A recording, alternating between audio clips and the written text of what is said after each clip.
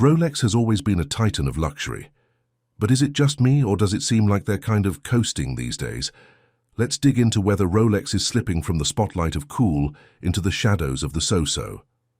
Despite their legendary rep, something feels off, like they're standing still while everyone else is sprinting ahead.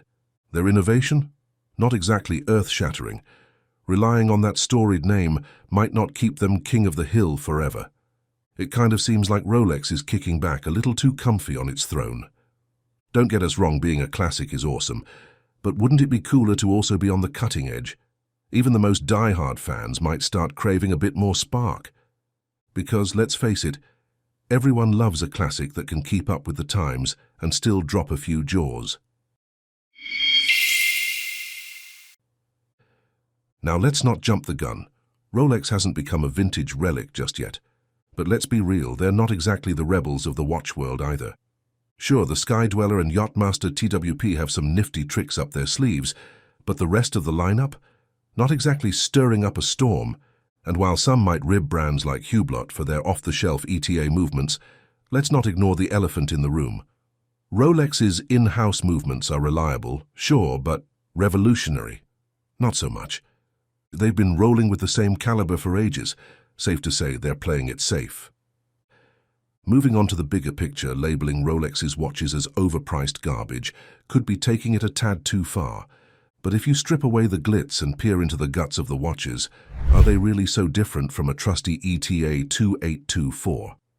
Maybe it's time for Rolex to shake off the cobwebs of their fancy branding and spice things up a bit. After all, even the sturdiest workhorse can use a new party trick to keep the audience engaged. Diving into the world of luxury watches, the Rolex Submariner really makes a splash, not just with its sleek design, but with a backstory to match. Launched in 1954, it was positioned as the more wallet-friendly rival to the then-popular 50 Fathoms. Contrary to popular belief, Rolex didn't invent the dive watch. That tip of the hat goes to the 50 Fathoms.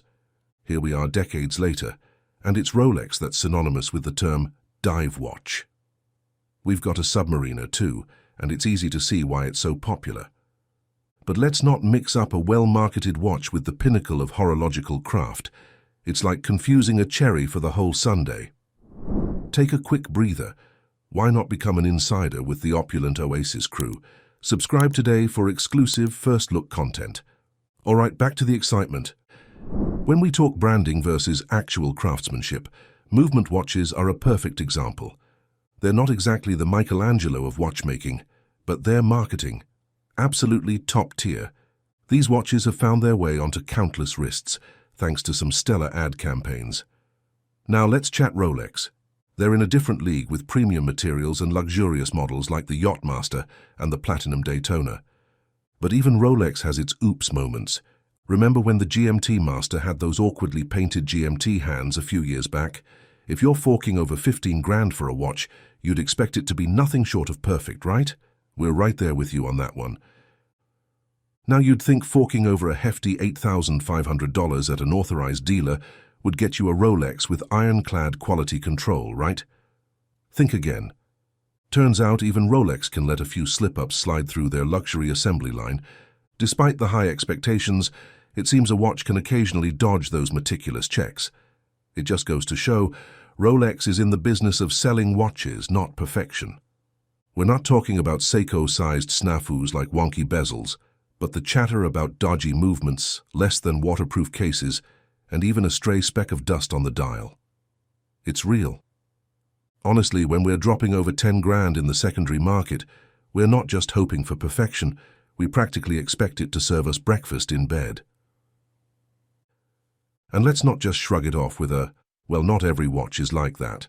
Come on, when a watch rolls off their line sporting a price tag that could fund a small coup, perfection isn't just expected, it's mandatory. They assure us each piece is scrutinized, but then how do you explain the botched GMT hands on the GMT Master, or the slew of complaints lighting up the forums?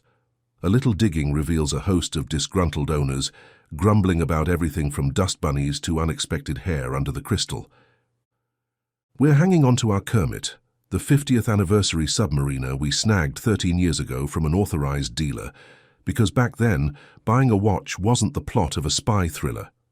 You'd pop into the shop, maybe land on a wait list, and in a month or two, they'd give you a ring saying your shiny new timepiece was ready. Easy peasy. Nowadays, it's like you've wandered into a corny crime drama where you can't even glance at a Rolex without first buying enough merch to stock your own store. Sure, the Submariner is QoS-C certified and can dive up to 300 meters, nice features, but not exactly a standing ovation kind of stuff. Plenty of watches over $1,000 can boast similar specs. So while some might sing praises of its precision, let's cut through the hype. Rolex isn't breaking new ground here. Their design playbook, it hasn't seen a major update in ages. A tweak here, a nip there, but nothing revolutionary. From afar, you can spot that iconic Rolex silhouette, especially with the Submariner's Cyclops eye winking at you. But sticking to the same old formula for over 60 years? That's not innovation. That's just sticking to a comfort recipe.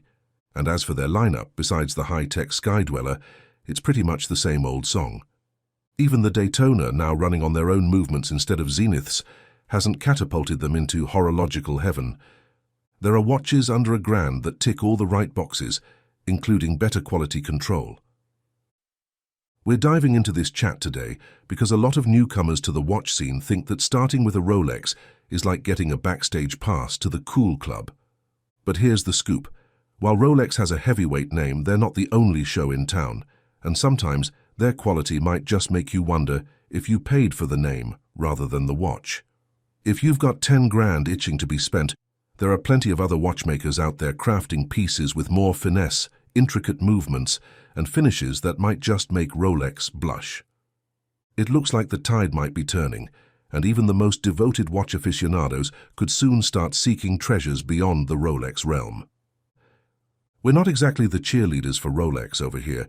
It feels like they've really boxed themselves into a corner with their oh-so-familiar designs. Watching Rolex innovate is like watching paint dry, only you're probably losing less money in the process. The watch community seems to be yawning at the sky-high prices and the slow trickle of new releases. It's as if Rolex is playing hard to get, only to make their wallets play harder. When it comes to watch advice, we're all about guiding friends toward a pre-owned A. Lange & Söhne, for that understated class, rather than splurging on a Rolex Submariner or a Datejust that costs an arm and a luxury leg just for the logo. All right, folks, let's have a little chat about this video, just sharing some thoughts after we've gone through the whole Rolex experience twice over. Now, even if we stumbled on a cool 100 million, Rolex wouldn't see a penny from us. There's a whole world of watches out there that are way more tempting. Honestly, when you really get into the watch game, Rolex kind of feels like the middle-of-the-road choice. So, what's on your mind? Let us know in the comments what you'd like to see more of on this channel. We're planning to drop a new video every day for the next couple of weeks. Pretty ambitious, huh? Make sure to hit that subscribe button and turn on notifications. That way you won't miss out on any of the fun. See you in the next video. Until then, keep those wrists looking sharp and your choices even sharper.